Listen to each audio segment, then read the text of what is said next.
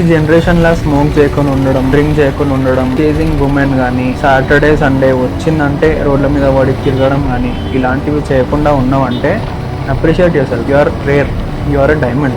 Because peer pressure అనేది ఉంటుంది. అరే వాడు ఇష్టం ఉన్నట్టు తిరుగుతుండు, తింటున్నాడు, తాగుతున్నాడు, all of them have boyfriends or girlfriends, but I don't have. ఆ ఇన్ఫీరియారిటీతోని చాలామంది ఆ ట్రాప్లో పడిపోతారు. కానీ నువ్వు పడలేవంటే if you have set limits for yourself and నువ్వు ఆ లిమిట్స్లో ఉన్నావంటే యూఆర్ గ్రేట్. ఈ రోజులలో ఎవరున్నారు చెప్పు? తాగని వాళ్ళు, తినని వాళ్ళు, ప్రతి ఒక్కరు ఉన్నారు. ఆ పియర్ ప్రెషర్లా, ఆ ఇన్ఫీరియారిటీలా ప్రతి ఒక్కరు పడిపోతారు ఆ ట్రాప్లో. అయ్యో నేను ఇది చేయకపోతే మళ్ళీ నేను వాళ్ళకంటే తక్కువ అయిపోతానేమో. ఇప్పుడు కూల్ అవ్వడానికి చేస్తుంటారు సగం మంది.